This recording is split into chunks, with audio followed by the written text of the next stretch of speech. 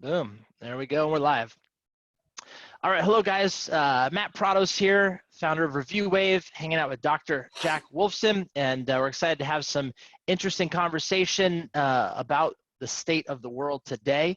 Before we jump into anything, the first thing I want to say is nothing in this talk or chat is intended to make somebody wrong or alienate somebody, divide the people, and create arguments. I think today, more important than ever, is to have open communication without the sensationalism of the modern media that is really just scaring people most of the time. So let's come together, let's be compassionate, let's look at statistics, let's have, intelligent conversation. We're not going to go down deep, rabbit holes in either side, left or right. We're going to just have a nice conversation, and I hope this information, helps you get through the times that we're going through, and use common sense. Nothing in here is telling you not to follow your local, state, or federal guidelines or do anything illegal. This is just open conversation. And with that, Dr. Jack Wolfson, thank you so much for hanging out with me today and being willing to give some time to help people understand what's going on in the world today. Oh, you got it, Matt. Pleasure to be on with you. And yeah, these are certainly very crazy times. And I think the reality is we need to be open to anything, is that, and anything is possible. Just when we think we know something, whether it's about medicine or about politics or about the environment in the world, something new happens, and something new can change our paradigm, can change our reality. So again, really understanding and believing that anything is possible. But I do want to just give a shout out real quick to Review Wave. Since I switched over to you guys, it's been a monumental shift in our amount of reviews, the amount of Google activity that we're getting, the amount of and affirmation of the stuff that we're doing in our office. So again, I really want to say thank you again to you and Brian for meeting you guys and turning me on to Review Wave. It was a great switch. Absolutely. Appreciate that.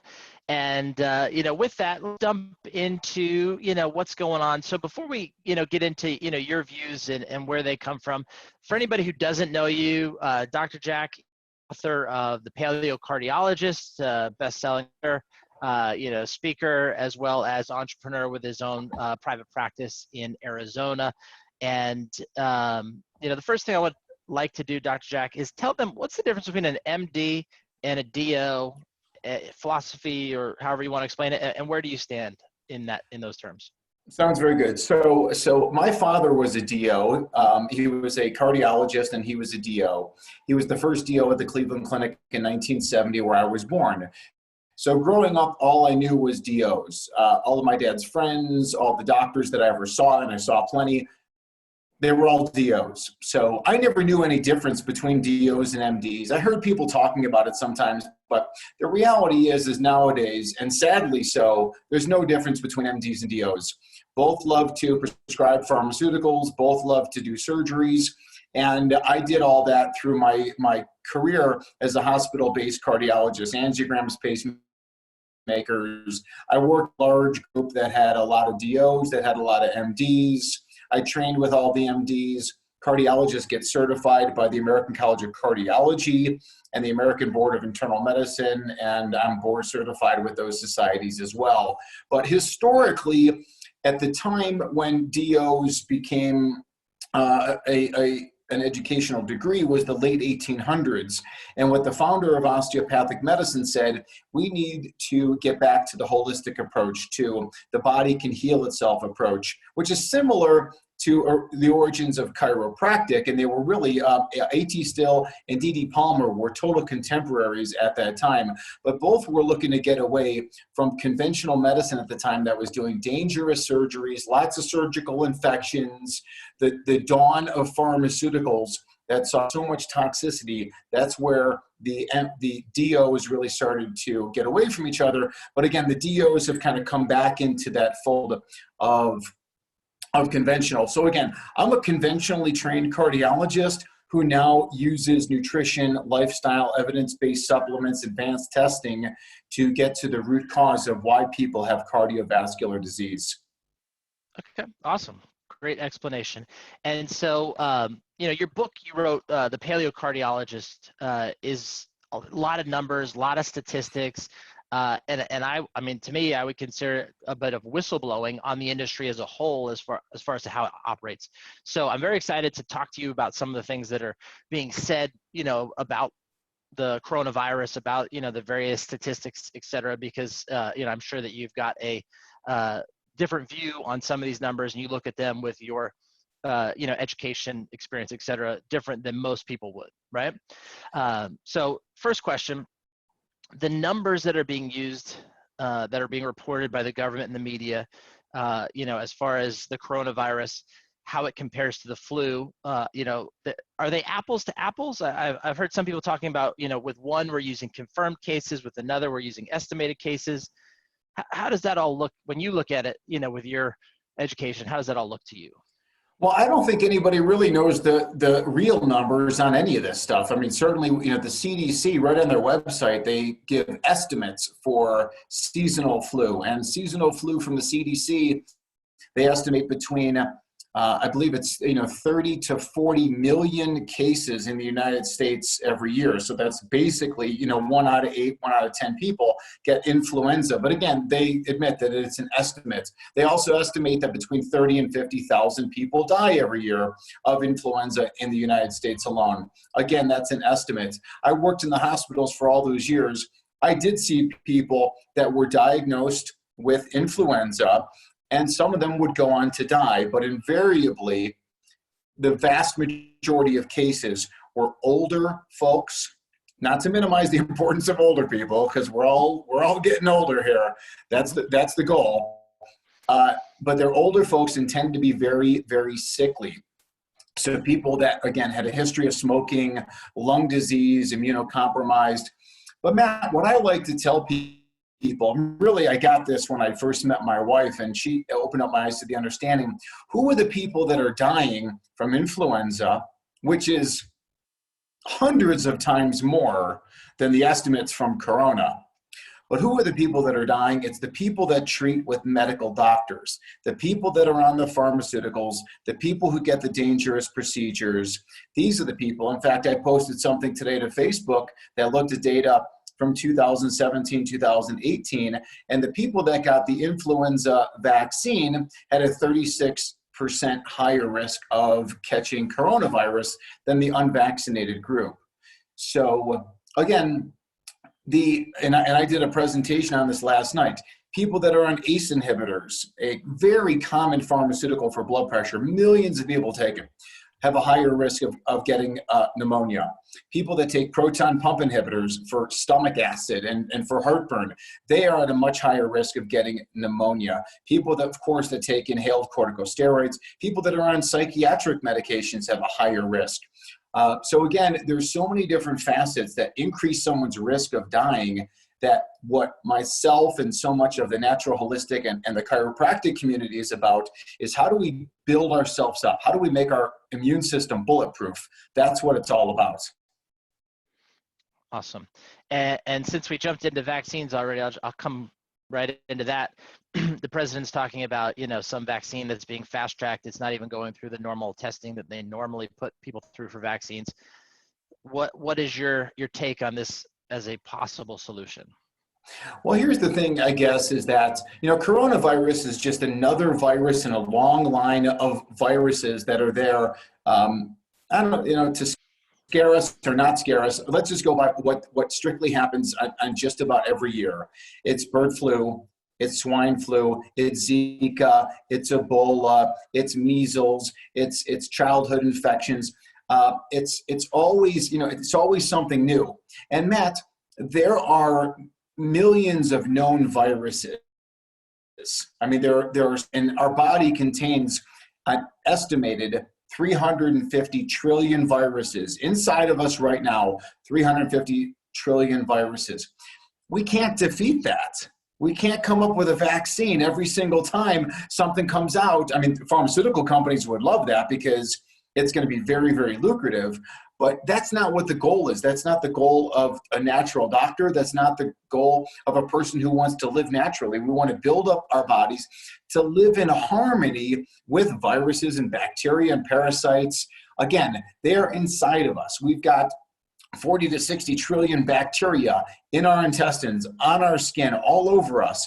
We want to live in harmony with those. We're not trying to defeat them. It's all about living in harmony. And we do so when we give the body what it needs, take away what it doesn't. And to me, injecting pharmaceuticals, especially now if they're not talking about any study. Now, vaccines have very shoddy, flimsy studies as it is, let alone if they're going to fast track something. Wow, take a look at the history of what happened when they fast-tracked polio, the oral polio vaccine. A litany of people got infected with polio. Bad idea. They better study this because, again, mortality from corona, chances of dying of corona, if you get corona, 1%. And that's on average. That's on average. Again, that includes the immunocompromised, the people that were smoking, the people that are obese, and the people that have diabetes. Those are the people we know are much higher risk. So those of us that are healthy, our chances of dying of corona, we're probably more likely to get struck by lightning. Wow. All right. Love it. And so speaking of this topic, so the people that are dying from corona, a lot of reports that I'm seeing talk about they have multiple ailments, right? So are they dying from the coronavirus? Are they dying from these other ailments that are complicated? How does science look at that? Well, here's why these people die. Again, they're taking pharmaceuticals that increase their risk of dying from pneumonia. They are getting procedures done, x-rays and radiation-based procedures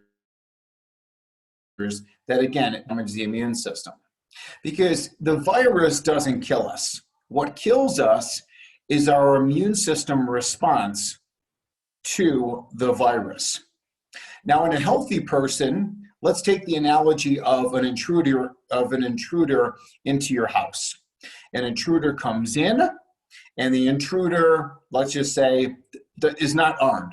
Now, the intruder comes into your house. You're not armed either. You're like, oh, this person's in my house. I'm going to protect my family. I'm going to go at him. And we get into a fist fight.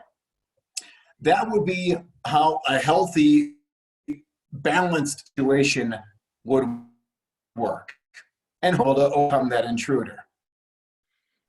The difference in the immune system is the intruder comes to the house, and now I'm armed with a machine gun. And I'm talking about like that machine gun that Jesse Ventura used in the movie Predator, where he just clears a forest with the machine gun. Now, what happens if you're in your house with the machine gun? Yes, you'll kill the intruder, but you will also destroy your house. So, functioning appropriately, it destroys the house, and the house is you. So, what happens then? We get rip-roaring pneumonia. We get damage to organs. We damage the body in such a way that, again, it could lead us prone to death. So again, when you give the body what it needs, take away what it doesn't, see natural doctors, that's how, again, you live in the balance. So the intruder virus comes in, your body defeats it, and you live to fight another day. Got it. Now, a question actually one of my staff asked, which I think is very interesting here, is why are some people asymptomatic? Do they eventually experience symptoms, or do they just stay carriers? And if so, for how long? Once again, for many, many, many viruses, a lot of people don't have symptoms. So even for polio, which is kind of the poster child of the bad viruses, and which is a whole nother discussion in and of itself. But according to the CDC, the majority of people that had the polio virus had no symptoms. You know how it is. Sometimes you're around a group of people and everybody has a cold, but you didn't.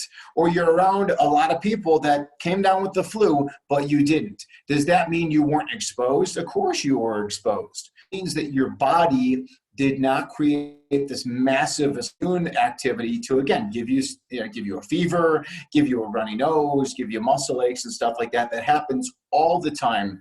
And now whether or not this person is transmissible, there's a lot we don't know about this particular coronavirus. But again, in the situations of seasonal flu, of common colds, you can transmit without being symptomatic.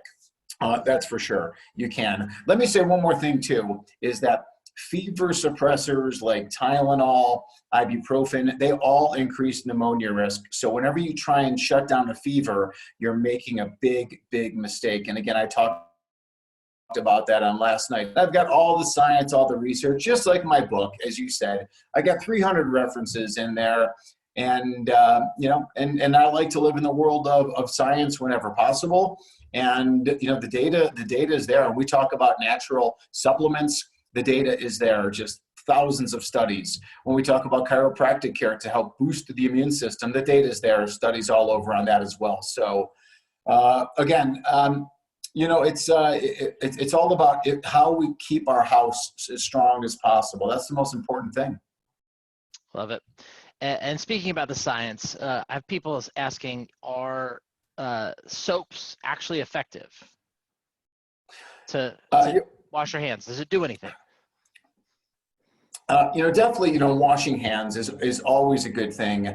If we're out somewhere and we touch surface let's just say, for example, you were to go to Whole Foods or a natural grocer, and you're walking around there. Well, if somebody just coughed or sneezed, and now it's on the produce, and you touch the produce, and then you touch your hand, to your mouth, and all their air, all that stuff, it can infect you. But again, I don't want people to be fearful about corona. They really, really shouldn't. Again, the chances of getting seriously ill from corona are very, very small. It's just a virus, just like the common cold, and just like chicken pox, and just like seasonal flu. You're going to make it through it. None of us want to get sick. Although I would say that our children need the childhood viruses, but none of us adults necessarily want to get the flu. I can't say there's much benefit to getting that. But in any case, when you wash your hands with a natural product, its main ingredient is going to be alcohol, something that basically kills the viruses on that. Some kind of a natural soap as well, because the oil from the soap helps to encase the viral particles, so now it can't get into our system.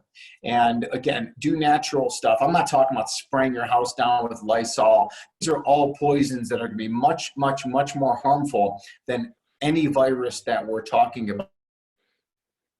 Okay, and so use natural. Yep, sorry. The soap you're talking about, the oils and alcohol, is there anything specific that you recommend there?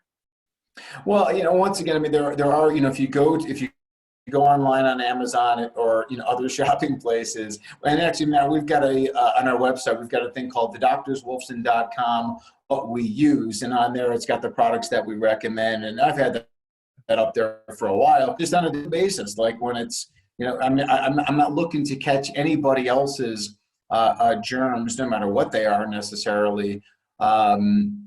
But, I don't want to get sick. I want to be able to be up and be talking to you and other people and seeing patients and helping the world. But again, like EO, for example, EO is a brand, and they use natural products, and they're fantastic. And they've got sanitizing wipes, and they've got sprays, and they've got soaps. Again, your local natural organic grocer is full of these items. And again, you can come to our website, you can go, search the internet as well. They're available. But some of these memes I saw, they were talking about using hand sanitizers, and it was a guy who stuck, like a spray bottle thing into a bottle of vodka. I mean, and it's totally true. Nothing's going to grow inside that bottle of vodka. It will kill viruses. Okay, love it. See, you mentioned it's just a virus. It's like these other viruses. Why do you think this virus is become this world pandemic? What's different? Well, I mean, it appears to be different in the sense of like other pandemics. Whether it was the Spanish flu. of 1918, or other, some of these, H1N1, that happened, back 10 years ago. I think it's all just media hype. I think it's media hype combined with social media. Just like everything now is just on absolute steroids, and now just 24/7. You look at the TV, corona fears. You pick up your phone, corona fears. You're on Facebook. Everyone's talking about, corona. And I really think it is just a matter of where we're at with the times right now. And I think a lot of people, again, because of this disinformation, they're scared. They think that, oh my God, we don't have a vaccine. Oh my God, we don't have a pharmaceutical to treat this. And the hospitals are going to be overrun. Again, there are, I think in the United States alone, there may be around like 16,000 cases in the United States. Around 400 people have died from seasonal flu, according to the CDC. Again, they're looking at 30 million cases of seasonal flu. And this is coronavirus. And let's just say, again, that is 1/200th of that. So it's just fear. It's a novel name. I don't know. And then you mentioned, initially, as far as rabbit holes and conspiracies, and again, all bets are on the table. I mean, really, you have to keep your eyes wide open and not eyes wide shut, and don't believe everything that you hear. And again, I mean, I was just talking to a patient today, and she's like, I'm not leaving my house. I'm like, are you going to get outside? Are you going to get some sunshine? Are you going to go for a walk? Are you going to go for a bike ride? Like, what do you think you're going to do?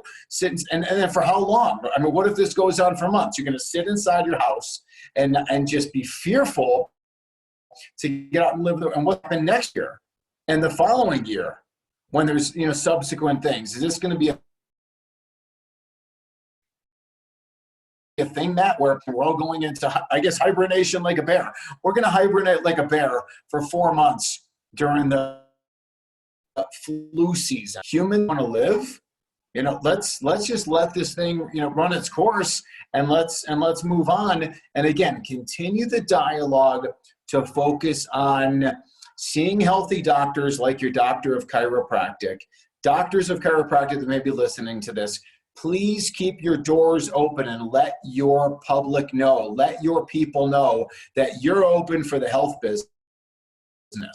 We need you more than ever to be there, to be open, to give truthful information. So go see your doctor of chiropractic. Eat organic, healthy foods. Get your sleep. Matt, did you know that people that sleep 6 hours or less have a 400% higher risk of the common cold? If you don't sleep, you're going to get sick. So you better be sleeping. Now, that's common cold virus, and corona's a virus, and flu's a virus. So hopefully we can extrapolate the data in some way. If you don't get the sunshine, you're done. You're absolutely done. And again, clean, quality air, activity, getting rid of that fear and minimize stress factor, because again, this fear of watching TV 24/7, that to me it's foreign, but millions of people are just, they're done, man. They've checked out about this whole corona thing. And fear is deadly. That's all there is to it. It is deadly. It's in the literature. Totally agree. All right, awesome. So, you mentioned obviously social distancing is the buzzword right now. It's the big plan. Is this slowing the spread at the rate where it makes sense? Is it just prolonging the length of time that this will be a pandemic? And, does it make more sense to just be out there and let everybody get it to then build up immunity? Like, do you think the government, obviously the government has their regulations, follow their regulations, but do you think it's a wiser thing to look at just social distancing the elderly? Or what's your thoughts on this? Yeah, I think that I think the answer is we really don't know how effective it's going to be to, as they keep saying, flatten out the curve. So if everybody gets infected, rates go up like this, and mortalities may go up like this as well, as opposed to, like you said, extending it over periods of time. And I think the only value of extending it out would be the possibility of overburdening the hospitals. Like the hospitals are jam-packed and people are dying. I get it. I worked in the hospitals for 16 years. I understand those kind of scenarios, how that happens. But again, I think that these people that are afraid to go out of their house, it's okay to go to a grocery store and go shopping. Nobody's really out anyways. So I think it's perfectly, I think, get down to the beach, get the sunshine, get the fresh air. And again, the people who may want to quarantine themselves, just like you said, are the elderly, are the people that are most prone to dying from this. But again, it's just, I think the whole thing is setting a very interesting precedent as to how this will go down in the future, because again, there will be more viruses and we're not going to have a vaccine for them and we're not going to have a pharmaceutical for them. How do we want to behave as humans, as a society going forward? Again, do we want to hibernate every year? Why aren't we hibernating over the influenza virus? If you're scared of something, if you want to be scared of something, be scared of the influenza virus, not the coronavirus. Totally agree. All right. And thoughts on why this is hitting Italy and New York harder than other areas? Well, I think Italy, it's kind of hard to say. And also, it's just a matter of, is that population, is it an older population? The Italian, again, you just never know about an individual society as far as what it is. Is it a different strain that's kind of hitting them as well? Lots of different factors can be involved there. What I do know is that the United States, the mortality rate is 1%. And again, the healthy people are not dying. We've already talked about the people that are dying. As far as New York, again, it's kind of hard to say. I think also, too, is that in these polluted cities, I think you're going to find a much higher mortality rate if you look at big cities, if you look at New York, if you look at Chicago, if you look at Boston, where, again, there's so much pollution, cold weather, not having the protection as far as, vitamin D and sunshine is concerned. Why is the incidence very low in equatorial areas? It's all about sunshine. It's all about the sun boosting the immune system. And the farther you are away from the equator, the more risk you're at. So I think there's many different factors in there as well. I haven't looked at the data to say, well, is it worse in northern Italy than it is in southern Italy? I think I read that somewhere, but don't quote me on that one. Once again, it's a 1% mortality in the United States. China had closer to 1% than where they're at in Italy. I can't really speak to what exactly is happening in Italy, but we do know what's happening, in this country. Maybe Italy was I don't know. Maybe they were a little bit, late to the game as far as, quarantining or looking at the elderly. And I would assume it's a vast amount of the elderly people that are having the problems. Okay. All right. And then California is in the news for, being high on the disaster list, all this kind of stuff. But when I look at the numbers, it doesn't make any sense because there's almost 40 million Californians.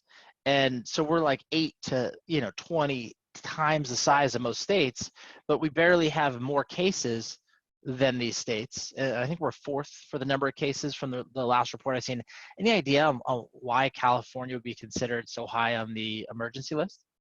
Well, I think that it's just, I think a lot of it is just it's media hype. It is, Governor Newsom, again, just looking to make a statement. Hey, I was out there. I was proactive. I did my part. Hey, look at me. I shut down. I saved this and this. But what are the downstream ramifications, again, of shutting down industry?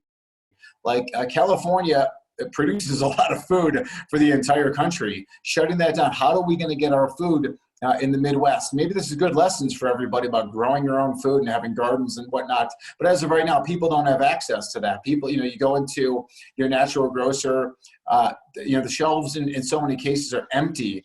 And are they going to be replenished if you shut down California? what are the downstream effects of this as well, as far as now people are out of work. They're not going to be able to buy food. They're not going to be able to do all these healthy strategies that we're talking about. They're out of work, and now it feeds to disease.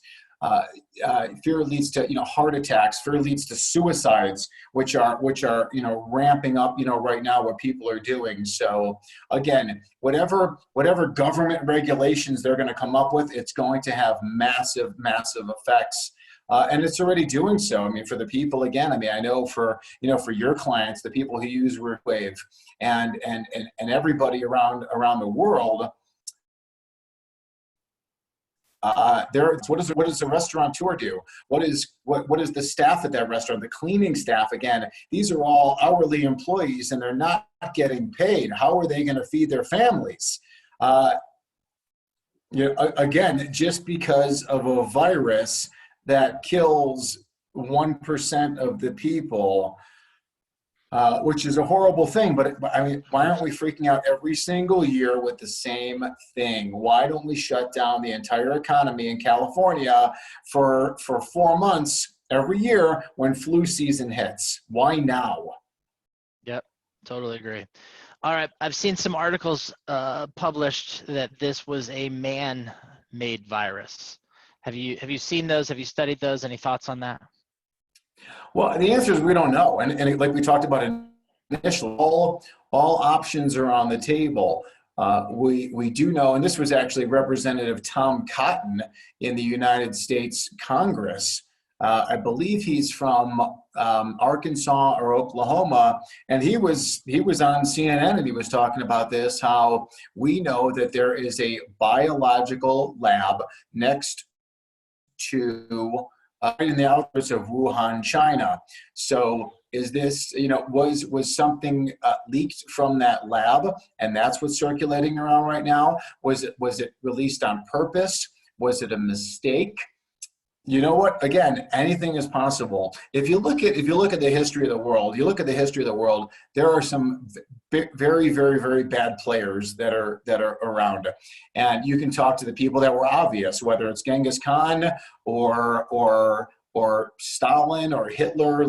There are some bad players that are out there that do not have society's best interests at hand. So is it possible that other countries? Is it possible that massive corporations have an agenda, and this again was released? Yeah, that's a possibility. I've heard all different things, whether it is all related to 5G, and while we're all sitting inside, they're installing 5G towers all around the children's schools and putting it in while we're all asleep and hunker down inside of our house, and we're going to get outside and see exactly what's going on in the majority of cases.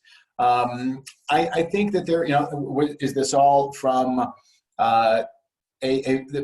from the richest man in the world, and the richest man in the world, did he create this bug? Did he release it to lead to universal vax mandates?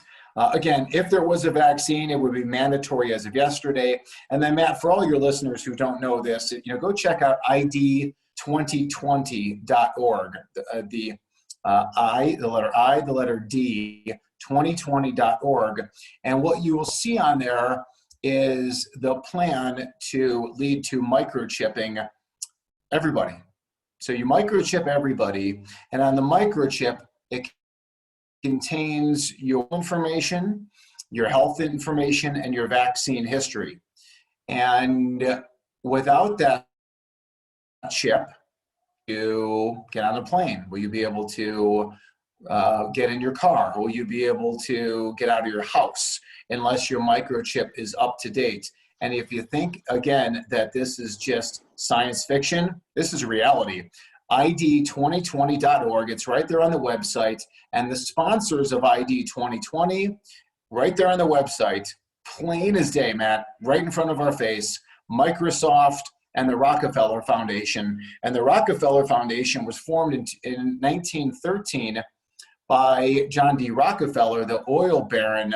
And he, at the time, worked with the Flexner brothers to create the Flexner Report, which basically shut down all alternative medicine. It wasn't even alternative at the time, but it's now considered alternative to mainstream.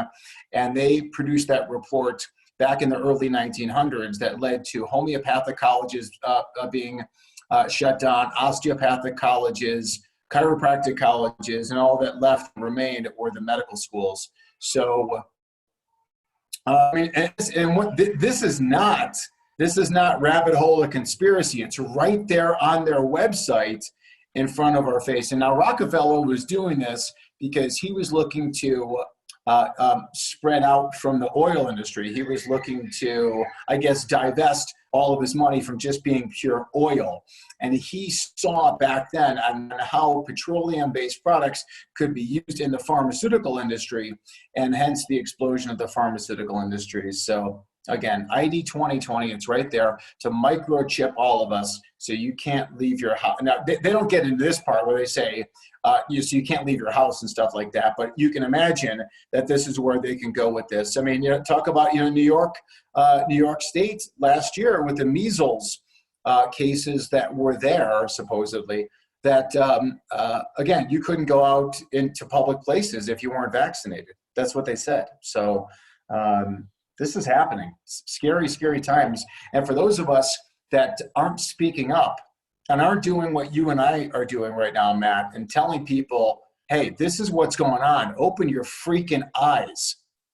Get out of your little fear box where you're watching the television set and just I'm afraid to go live life because of some virus. You better get out there, learn this information, speak the truth, and share it, because that's the only way we're going to win the day, because we're going to wake up next year to being microchipped or we can't walk out our front door.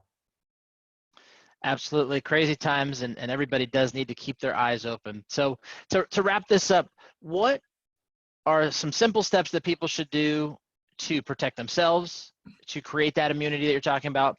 And then for essential businesses like chiropractors that are staying open, that are helping people with their healthcare, et cetera, what steps should they take maybe in their office to have their office environment more sterile during this time of public concern?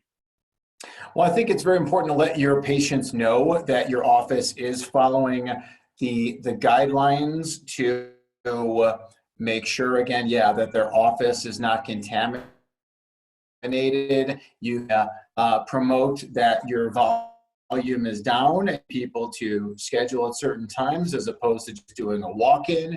You can let your people know that you are wiping down all surfaces, with hand sanitizers and cleaning agents and stuff like that. You've got natural hand sanitizers available, that your staff is wiping down the table, before every patient, before and after every patient. Let them know that you're taking this very seriously, but also let them know that the chiropractic adjustment helps to support immune health.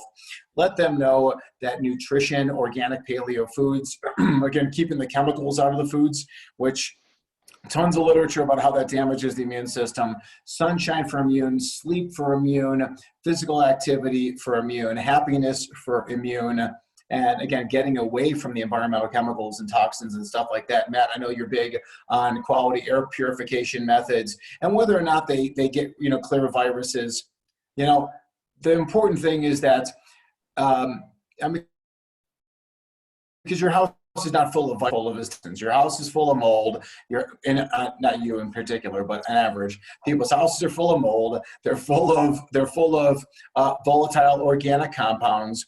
And all of that damages the immune system. So open up your windows, get some fresh air coming in for sure, and then also a quality air purification system. So these are the strategies that we want to remind our patients or how we stay healthy. We're not here to kill all viruses.